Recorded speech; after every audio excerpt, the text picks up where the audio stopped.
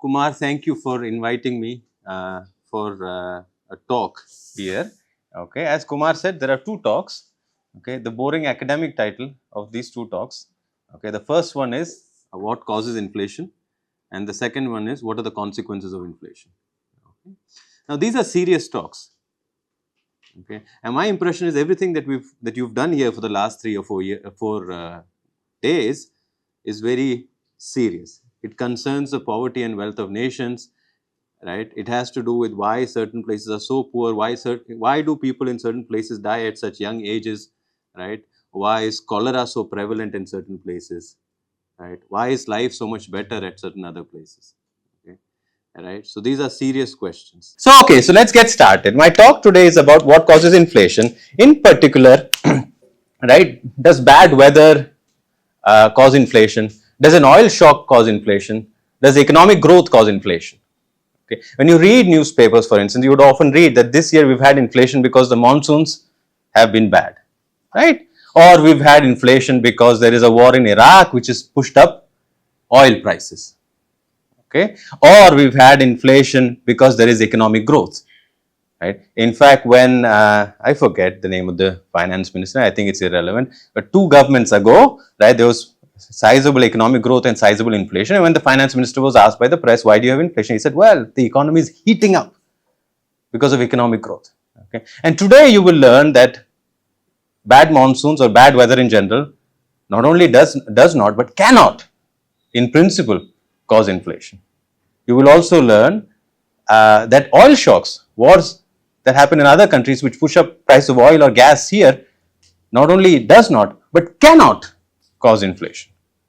And you will also learn that economic growth not only does not and not only cannot cause inflation, but in fact it will tend to always cause deflation. Okay? And answering, so we will indeed through all of this try to get to the core cause of inflation in an economy. Okay.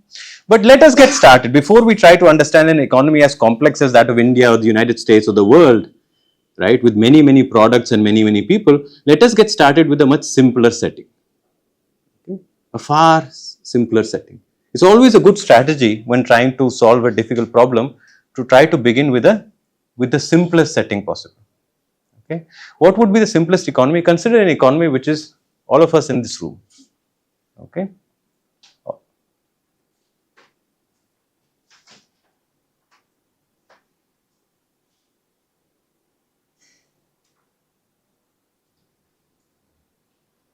Okay. Consider an economy which is all of us in this room. Okay.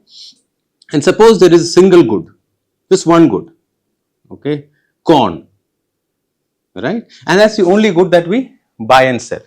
Okay. We also invest corn. So this economy is this economic setup in fact is quite rich, because not only can you study transaction, but you can also study investment. Okay. Because you eat some of the corn and the rest of the corn you can sow, which becomes, plant and then corn next year. Okay, right. The other thing you have this economy other than corn is money, and the only money you have are 10 rupee notes. Only thing you have in this economy are 10 rupee notes. So it's an economy where there's corn and 10 rupee notes, and the only thing you do is you purchase corn with 10 rupee notes. That's it. Everyone clear? Okay, and you can ask me questions as we go on with regards to technical details. More substantial comments we can leave till the end. But if there are questions with regards to specifics that I'm saying which you don't understand, please feel free to stop me. Okay, not stop me, stop. Okay, right? Okay, now in this context we will write an equation down which it's good to understand. Okay, right? MV is equal to Py, not equal to, right, identically equal to Py. This is called the equation of exchange. Equation of exchange. Okay, equation of exchange. We write that down.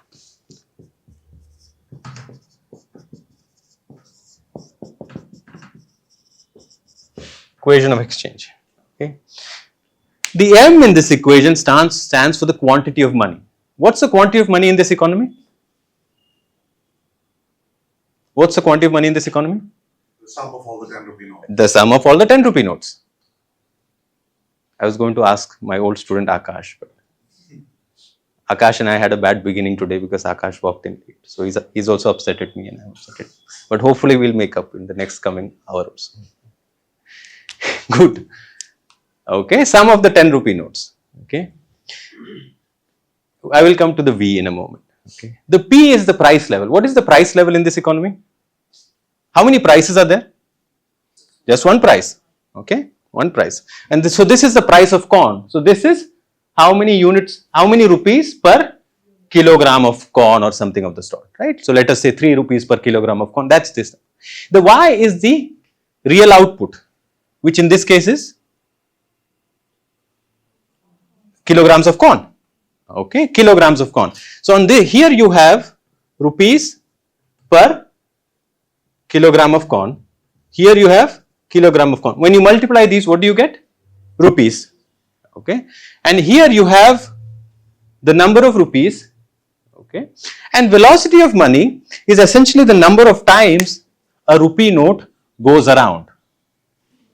Okay, note currency or money in general, not just currency money, but any money, digital money included. Okay, currency in general has a property which is very different from the property of real goods and services.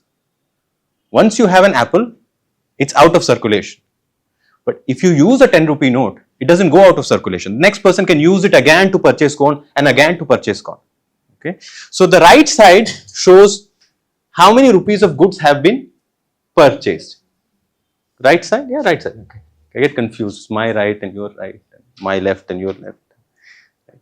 And then on the left side, we have all the means by which to purchase corn in this economy.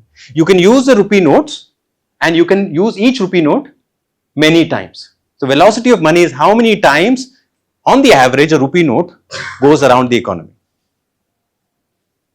Okay, and these are not only equal, they are identically equal. There is no condition under which they can be not equal in this island economy where there is only corn and rupee notes. Because the only way you can purchase this stuff is by using the rupee notes multiple times. Okay, clear so far? We're all on the same page? Good, good. Okay. So is that for a given year?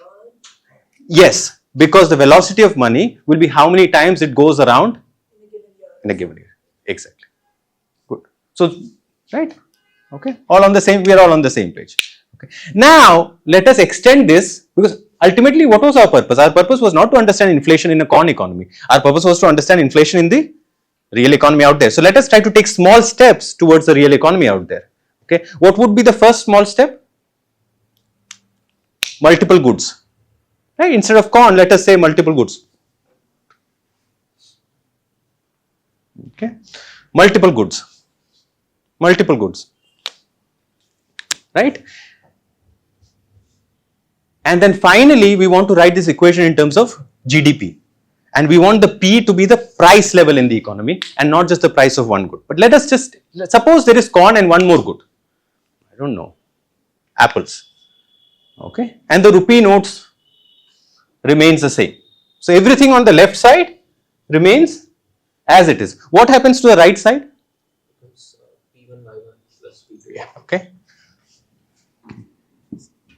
Okay, it becomes price of corn multiplied by quantity of corn plus price of apples multiplied by quantity of apples. Okay, right? And so on and so forth for however many goods you want in the economy, right? Because regardless of how many goods you have, the only way you can pay for them is by using those rupee notes and using them multiple times. Okay, we're all on the same page? Yeah. The quantity is the amount of things we can buy. Quantity is the amount of things that have been produced in this economy. There is no saving in this economy. There is no accumulation of inventories. So you had mentioned, right? What's her name? So Shruti had mentioned, are we talking, in terms of a year or a month or whatever, right? We are talking about a year or a month or whatever you want, but there is no building up of inventory, there is no savings, whatever else. Yeah.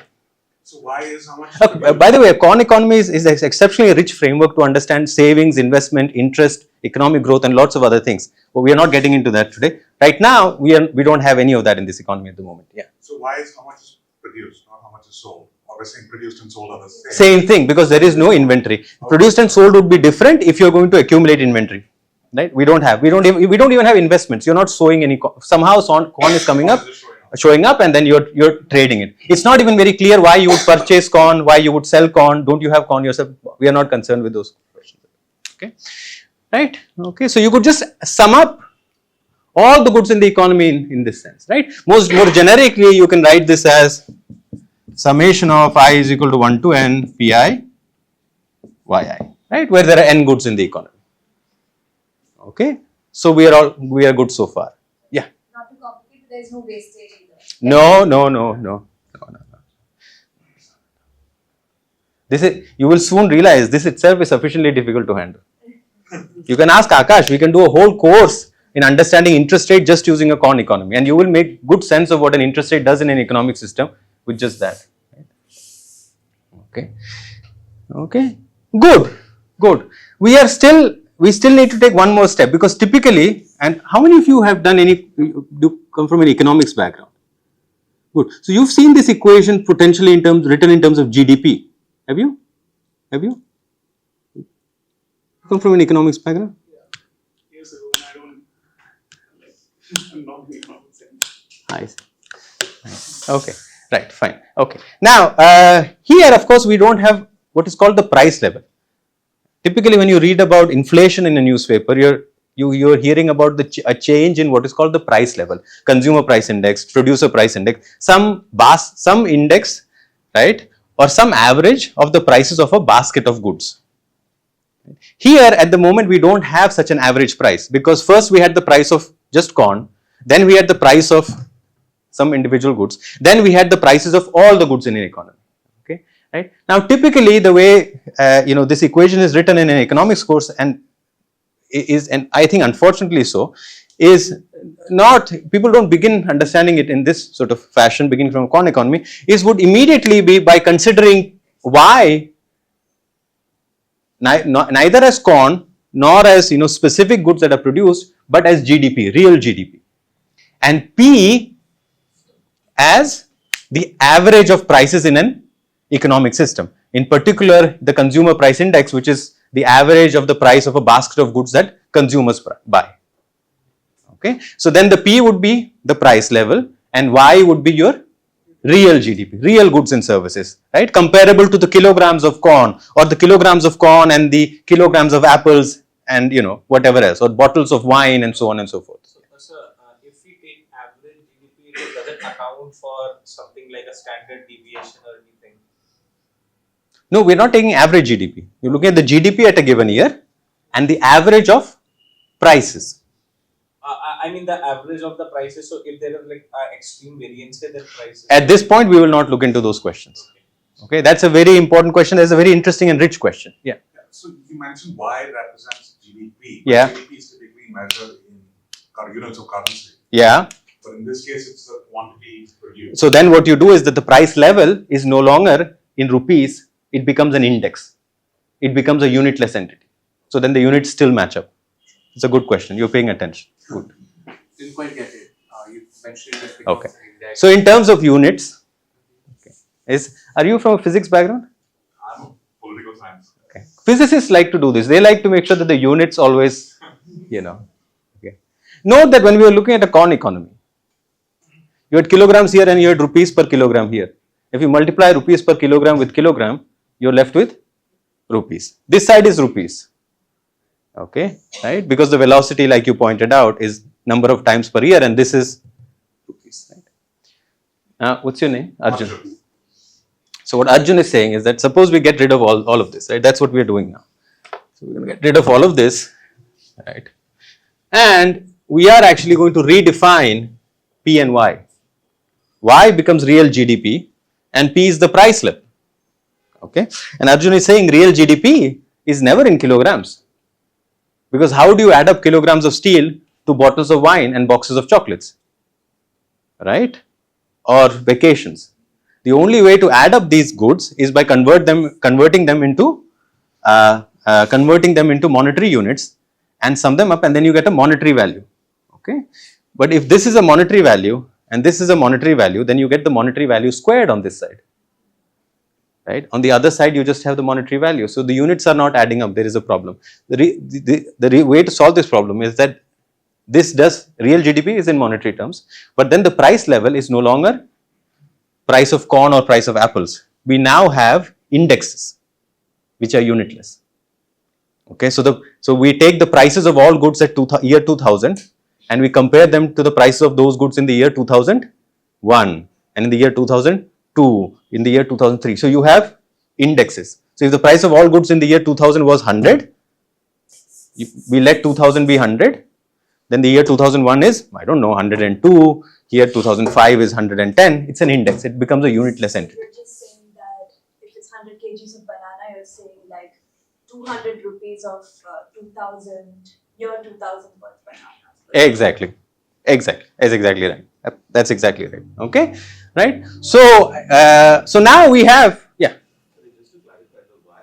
Yeah. This is the Fisher's equation, right? So the why will be nominal GDP, not real GDP. In this, Because it's a substitute for the velocity of transactions. this is not, no, Fisher's equation is in terms of transactions. This is not in terms of transactions. Yeah, I'm saying because the transactions are hard to measure, you swap it for nominal GDP and not real GDP. Because inflation adjustments you're not doing. You're taking the indexes without inflation. No, I'll come to that later. Okay. Do you understand what I'm doing right now? Okay. Everyone, we are all on the same page at the moment? Good. Okay, so now we have this basic equation MV is equal to PY, right? Where if you multiply by the quantity of money by the number of times it circulates, that is equal to the price level multiplied by GDP. Okay, good. This is called the equation of exchange, not yet the quantity theory of money. If you make one assumption to this, which is that if you assume that the velocity of money is constant, right, this becomes the quantity theory of money. Okay, if you assume that the velocity of money is constant, this becomes the quantity theory of money. Now it turns out that the velocity of money is not exactly constant, but it moves relatively slowly, okay, compared to the variables that we are interested in explaining today. What are the variables that we are interested in explaining today, or what is the only variable that we are interested in explaining? Changes in the price level. Okay, compared to the rates at which the price level changes, the changes in velocity of money is relatively slow.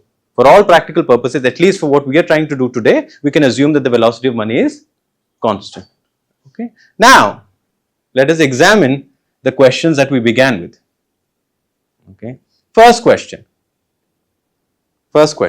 and the simplest of them all: can economic growth cause inflation? What is economic growth in this setting? Increase in production. Increase in Y. Okay. Now suppose velocity of money is constant. Okay. And suppose money supply is constant. Note, in all of what we are doing today, we are going to assume that money supply doesn't endogenously change. People cannot print more money, nor can banks create more money. Banks can create money, by the way, technically speaking, but for the moment we are not going to get involved into that kind of sort of nitty-gritty, not nitty-gritty, those serious issues, right? For the moment, assume that money is only produced by the central bank, right? Right. So suppose money is given, and velocity of money we've assumed to be constant. If you have economic growth, what happens to the price level? Has to go down. Economic growth produces deflation, never inflation. This is the first myth about inflation, that economic growth causes inflation. And if you indeed go and Google and see, finance minister says economic growth, economy is heating up, or someone from the erstwhile planning commission saying economy is heating up. I'm not naming these individuals, not because I'm not naming these individuals because I can't really sort of pinpoint the exact person, and some of these individuals are important people, so I don't want to ascribe to them false statements, right? Of course, they would have made multiple false statements, so this may not be a false. But point is that if you go and just look up, we have inflation because the economy is heating up. You'll find a fair number of statements to that effect made by people in government, but also carried faithfully by the financial press and conveyed to the general public and individuals like you. Okay, is absolutely false. Not only false, so false that it's not even worth considering wrong. Right? Economic growth always causes deflation. In fact, if you have economic growth and you are having inflation, then you need to explain not only the inflation that you see, but also the absence of deflation. You should have had deflation. So there is a lot more to explain than what you see. Okay, and the idea in some kind of if you want to explain this to, let us say, a person you meet in the train or a flight or in a bus or whatever, right, without writing down an equation, the idea is fairly simple. Okay, the price level is the ratio between the amount of money in an economy and the amount of goods.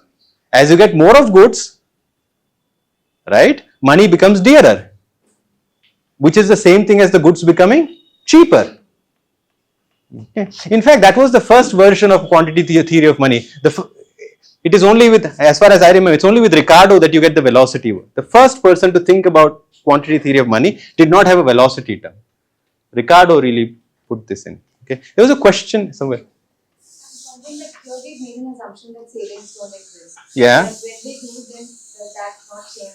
It will change so many things that we need at least 5 days or a whole course to get into it. It won't change one but thing. The headline is that still would stay. Oh, this would, yeah. This argument wouldn't flip. This argument wouldn't flip. Play savings, and then you get into this kind of questions of, it'll require a lot of work. Okay, good, right? So let me write that down. Okay, economic growth does not, in fact, cannot cause inflation. Okay, that's myth number 1. This is not the myth. The myth is that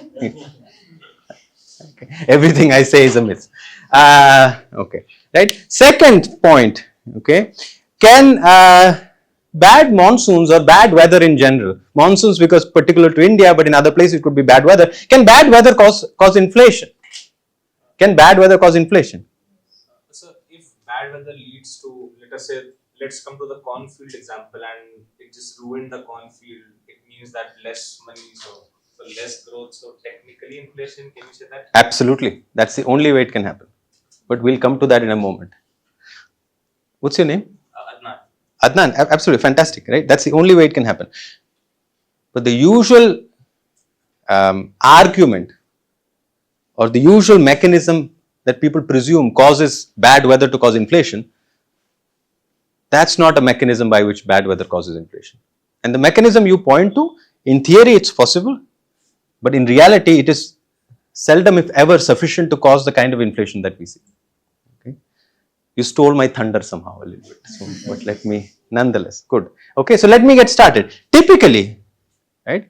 Typically when people argue that bad monsoons or bad weather has caused inflation, what is the line of argument? Pardon? So let's say you've had bad monsoons and there is less rice is produced, fine, and then what's the next line? Huh? Price of rice goes up, and why would that cause inflation? Right, the price levels up. Because rice is a part of the basket of goods, right, that goes into making the price level, right? So suppose imagine for instance, well, we don't need to write another equation. Right? Imagine for instance there's a basket of goods which is used to compute the price level, the consumer price index, okay, and the basket suppose has 100 goods.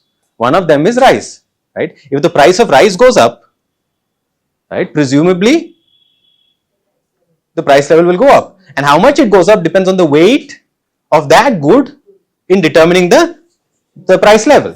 Okay, simple and straightforward, right? Then why do I argue that bad monsoons do not cause inflation? Note that this mechanism is not the same as the mechanism that Adnan mentioned. Whatever Adnan mentioned, we come to at the very end. So I mean, everyone understand the argument? It's a simple accounting argument, right? You've got 100 prices, one of them has gone up, the average of these hundreds will go up. The only question is by how much? Okay, why do I argue then bad monsoons will not cause inflation? I'm saying if the price of rice goes up, then price of something else must come down. Or Why? because my supply is cost. Supply of? Supply of money in the house. Exactly. So it has to come down. Exactly. Exactly. If rice becomes dearer and I have to spend more on rice, right? I'm left with less in my pocket to spend on other goods and services. Okay. As I spend less on other goods and services, what happens to demand for those goods and services?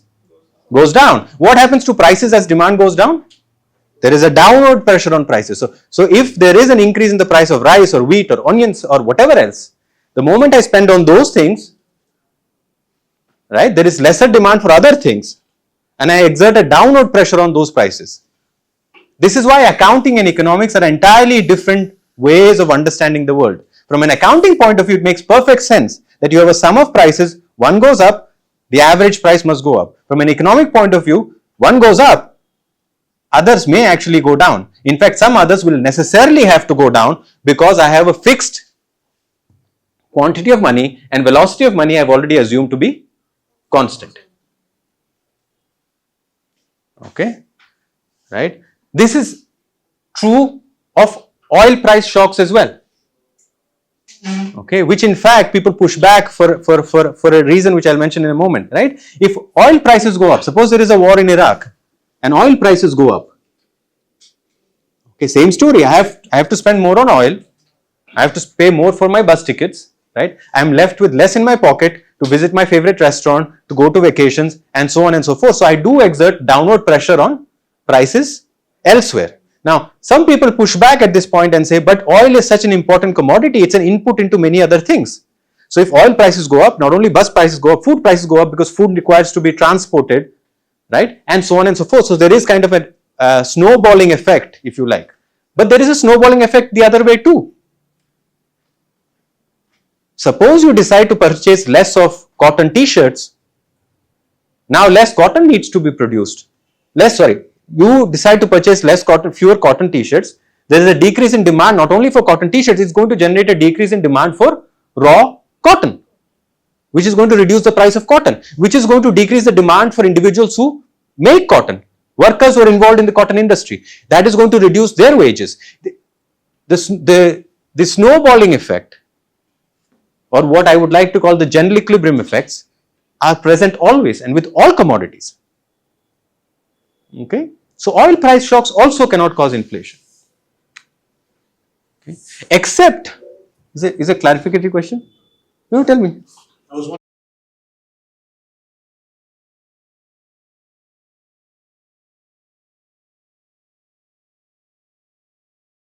You spend more. Yeah, so if you spend more on wait, so suppose you have an increase in suppose you have a great monsoon, okay, and the price of rice falls. Okay, now it's tricky because price of rice has fallen. Are you going to spend more on rice or less on rice? Depends on the elasticity there. Okay, right. So it's a bit more involved. I'll come to that in a moment. But let me actually go to what Adnan said. Same logic does apply the other way around too. But there are pressures, but the exact how do I say this? The exact strength of the pressure depends on elasticities. Okay, but what I intend to say is you cannot simply argue that because there has been a negative kind of supply shock in some sector of the economy, that is driving inflation. Okay, but let me actually go. The one way in which it can drive inflation, right, is what Adnan pointed to. If you have a negative supply shock which is so sizable that it reduces production throughout the economy, then indeed you are in a situation where you have fewer of everything or many things or most things. So much so that indeed you will have a, right. So for instance, if an oil price shock is so strong that GDP in India shrinks, and that's possible.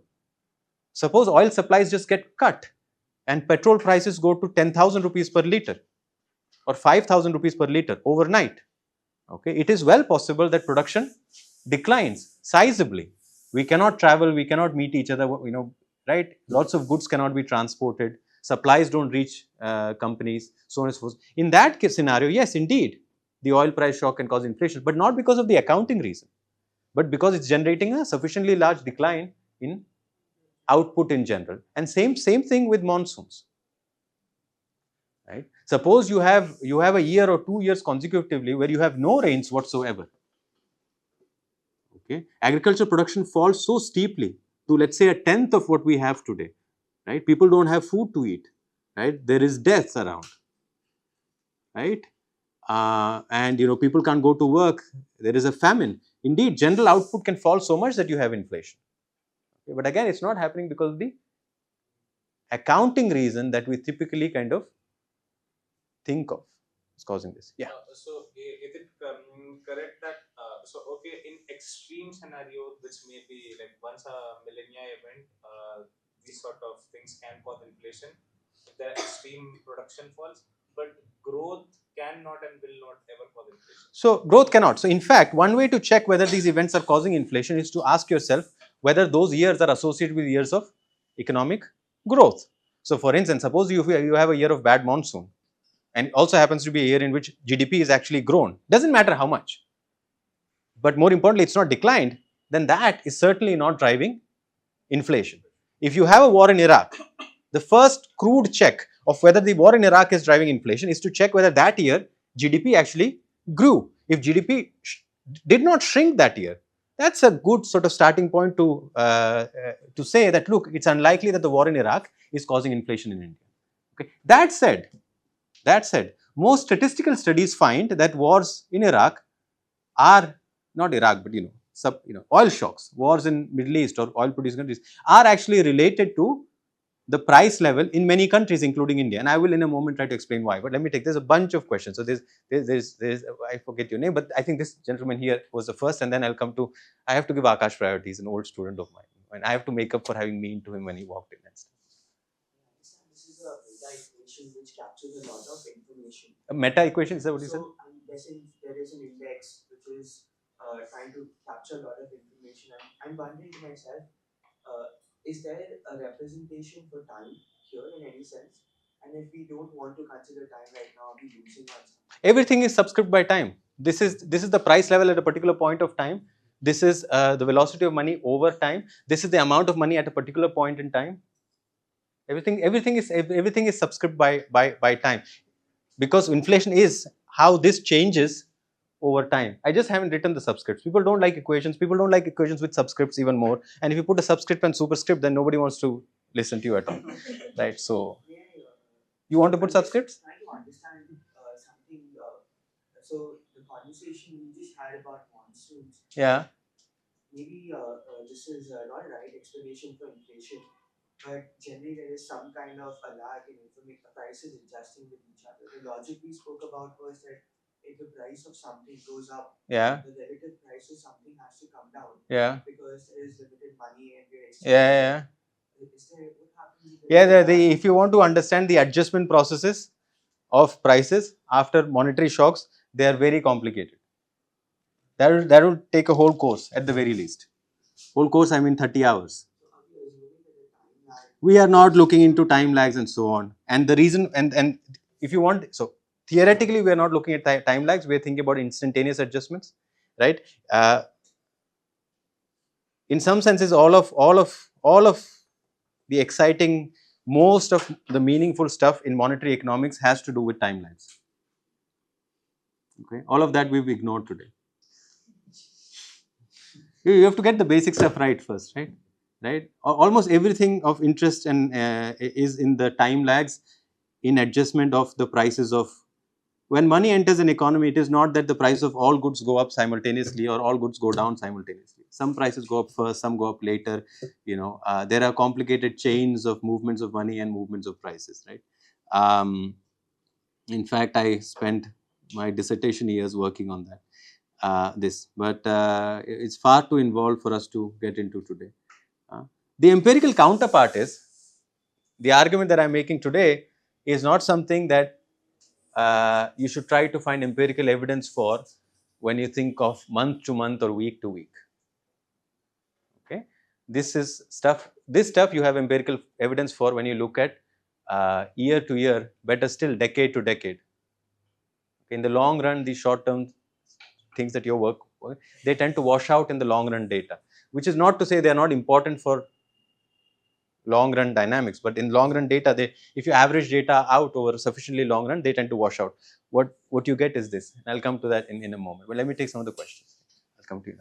Yeah. I think the first thing that's very important to bust any myths around whether economic growth, bad weather, or oil shocks cause inflation is to consider this, that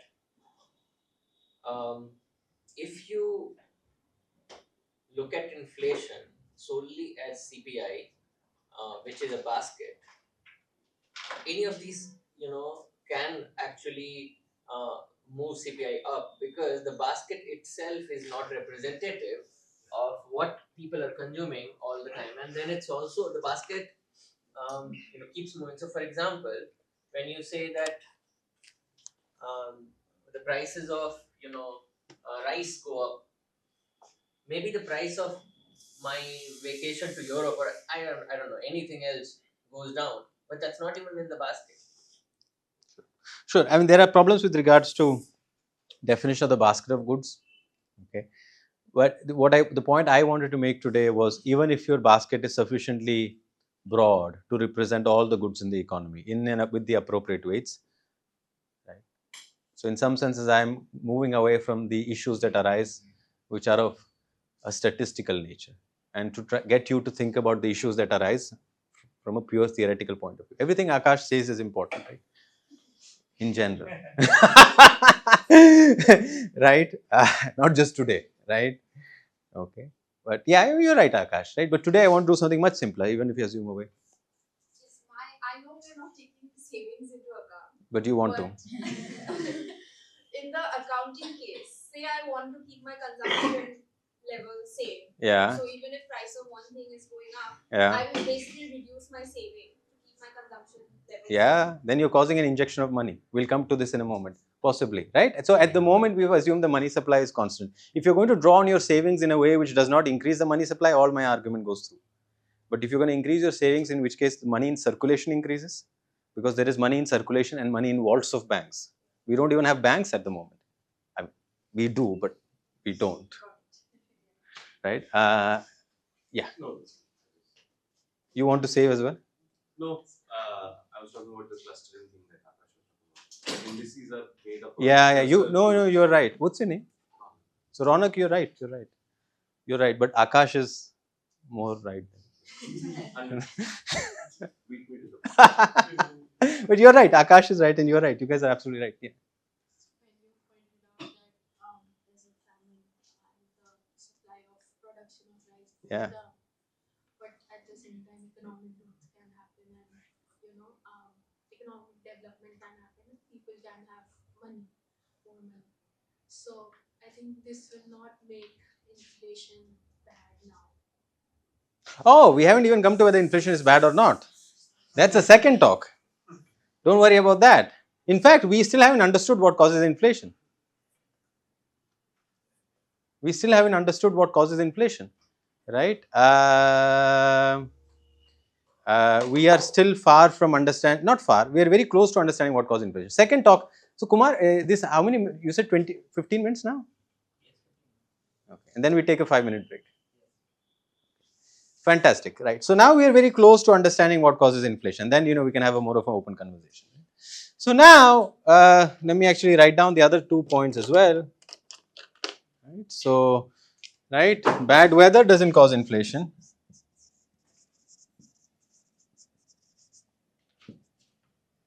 Okay, and oil shocks. Okay, with the only exception to this is the point that was made by Adnan. What do you do, Adnan? I have a startup. So something useful. Good. Right now, empirical evidence, when you econometrically examine whether oil shocks are related to inflation, you find a very strong positive relationship between oil shocks and inflation. Okay, why is that? I'll come to that in a moment, right? Okay, and sometimes also between bad weather events and inflation. often with a bit of a lag. So there is no way to avoid time, so I will kind of, but I'll come to that in a moment. But before that, let us get to the big point I was trying to make, that economic growth in fact causes deflation. Bad weather oil shock does not. So in this setting, the only thing that can cause inflation is not P. Why? Because P, changes in P is inflation. Decreases in Y can, this was the point that Adnan was making, but suppose decreases in Y are not happening, and suppose velocity of money is constant, the only thing that can cause inflation is the money supply, is the quantity of money in an economy. Okay? And this is why Milton Friedman says inflation is everywhere and always a monetary phenomenon.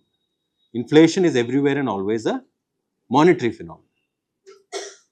Okay, this is the origin of that statement. Inflation is everywhere and always a monetary. So one of my wishes is that whenever I get old and I just lose it, meaning I lose all my cognitive abilities and I just keep saying the same thing and walk around, that one thing that I keep repeating should be inflation is everywhere and always a monetary phenomenon. So when I'm in the mental asylum and I've lost it all and I'm just walking around, the only thing I want to say is inflation is everywhere and always a monetary phenomenon. Okay? Inflation is everywhere and always a monetary phenomenon. Okay? Right? Note, in most modern economies, if you leave aside in most modern economies, money supply is controlled by central banks. Okay, central banks have a monopoly over production of money. It is true that private banks, even within this setting, can to some extent produce money if you allow for savings and deposits and things like that. But leave aside the margin, the small margins at which private banks can produce money in such a setting, right? By and large, money supply is controlled by central banks. So it's only central banks that print money and inject money into an economy. Okay? So in fact, inflation is produced, manufactured by central banks. Okay, right? And the sort of falsehood that is propagated by the financial press is that they would take a statement by one finance minister or the other, some member of planning commission or the other, and just pass it on. Right? Inflation is because of economic. No, inflation is because of the printing of money, and farmers can't print money. The weather gods cannot print money. Saddam Hussein never printed Indian rupees, at least not as far as we know. Okay, they don't cause inflation. They can create other kinds of mess, but not inflation in India. Now, why is it that when you look at the data, you see such a close correlation between wars in oil producing countries and inflation in India? That you see systematically in the data. Why is that? You have already cracked a big puzzle. Now let us see if someone else can do it. Who wants to do this? Who wants to do this? Who wants to do this? You don't want to do it? No, come on. This is your time to outshine Akash. I would assume, and I haven't looked at it, Yeah. that there would also be some quantitative easing, either through salary or Exactly.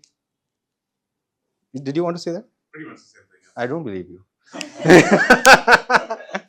Did you want to say that? Wow.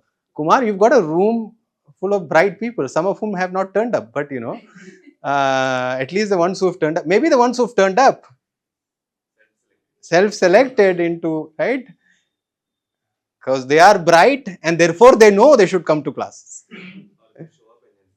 There could be, or they've just become bright over the last 45 minutes of, economics lectures. This is absolutely true, Ronak. Absolutely true, Ronak. Absolutely true. Right? Ronak used more kind of technical phrases like quantitative easing. Right? All he means by that for the level of the lecture today is the fact that wars in West Asia are associated with injection of money in India.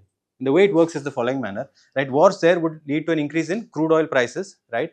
Government of India does not want to pass that increase in crude oil prices to Indian citizens. Why?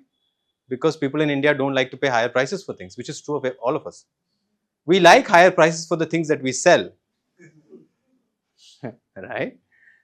And we're always trying to play this game where individually it is possible to do things where we get higher prices for things that we sell and we are trying to buy things at lower prices. Collectively, there is no way that all of us could sell to each other at higher prices and all of us could buy from each other at lower prices. That's just kind of difficult to do, right?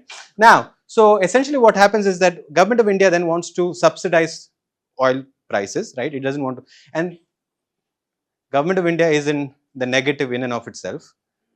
It doesn't have much of a surplus to spare. So what does it do? You pick up the phone, you call Bombay from Delhi, and you say, hey, why don't you print some money for me? It's not exactly how it works, but more or less. This is the dramatized version of how it works. There are memos sent, and then sometimes they send back and say, we don't want to print money because we want central bank independence. Then they're like, oh, great. You know what? You know, someone else actually I like better who might be leading the show from tomorrow. So bye-bye, right? And you send a new memo, and that memo doesn't come back to you, right? So that's it, right? So then you ask the central bank to print more money, and and so basically this variable is correlated with wars investigation. It's also correlated, by the way, with bad monsoons. Because typically there are bad monsoons, and you want to actually subsidize farmers, right? And not you and me, but government of India, right? You guys know all about farmers in Delhi, right? They keep coming, right, around every time. Every time you want to do something, they're here. I would have dealt with them slightly differently from the present government, but then I don't know if I would have won elections. So me, I just want to win one election. There is no need for elections after that. But let me go back to what I do better. Right? Where was I? Here, right? You have bad monsoons. Again, you want to subsidize farmers, but you don't have any savings. So what do? You print. You again pick up the phone. You tell the guys in Bombay print, and they print, right? Okay. Now, last thing. Now, I was lying to you when I said if I go crazy, all I want to say is inflation is everywhere and always a monetary phenomenon. This is not true. If I go crazy, I want to say inflation is everywhere and always a fiscal phenomenon. Reason is the following, and this is the last thing I say, and then I'll take Vineet's question, maybe one more, and then we close. Okay. The government has three ways to fund its expenditures. Okay. It can tax, it can borrow, or it can print money via the central bank. Taxation in some senses is bounded because of democracy. People don't like to pay taxes. It's an outright clear cost. Right? Borrowing is bounded by markets. If you borrow far more than what you're capable of paying, people would stop lending to you or would ask for rates of interest which just don't make any financial sense. Okay, this is the revenue side of governments. Right? Expenditure side, decisions are made without any sense of where we're going to get these revenues from. Right? So expenditure side decisions are typically made or promises during electoral cycles where politicians go promise the world to you without figuring out how they're going to finance it. So those expenditure promises have been made. On the revenue side, you cannot increase taxes beyond a point. Right? You cannot borrow beyond a point. Markets just wouldn't lend to you. So the only thing you're left with is printing money, which is going to cause inflation. So inflation is really everywhere and always a fiscal phenomenon. And this whole idea of central bank independence, where the central banks are somehow going to figure out how much money to produce and make sure that inflation is not too much or whatever, is a myth, except if governments have balanced budgets. If governments can pay for their expenditures with taxes and borrowings, then there is such a thing as central bank independence. But if they cannot, there is no such thing as central. So ultimately, inflation is not created by Bombay like much else in India. It's created right here in Delhi. Okay, right. So let me actually close this talk here because we do need to take a short break. I will take maybe 3 questions and then we can close. So Vineet. What's the effect of, let's say, substitution when price of, in this example, corn goes up? Yeah.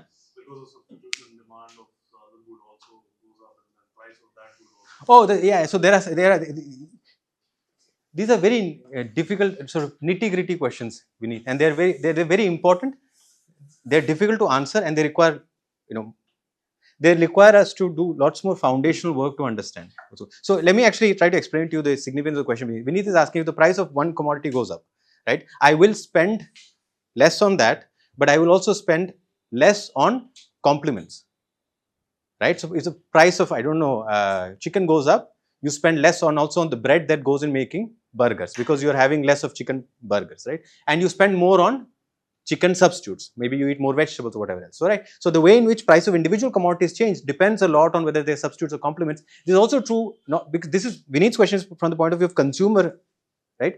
This is also true of substitutes and complements in the production of industrial goods.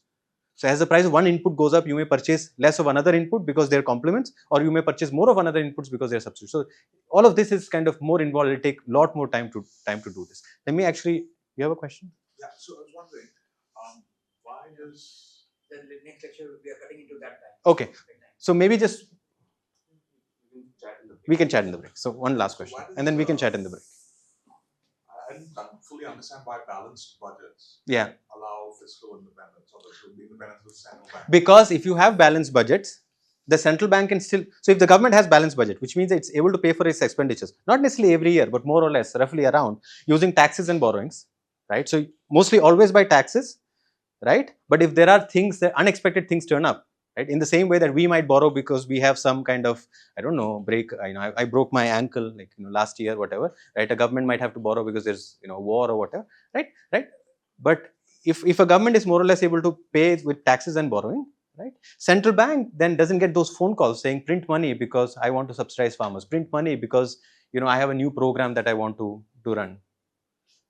So they are able to operate. They can mess things up by themselves, but more or less they don't even have an opportunity. In most modern economies, central banks don't have an opportunity to mess things up by themselves.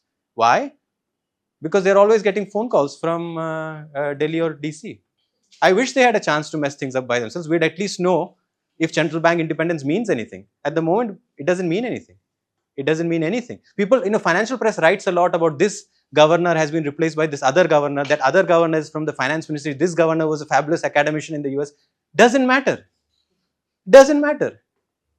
Once you get the phone call from Delhi, there's only so much of a pushback that you can do. But let me close here. Kumar says I should close. We can chat now and then we have another talk after 5 minutes. Thank you so much.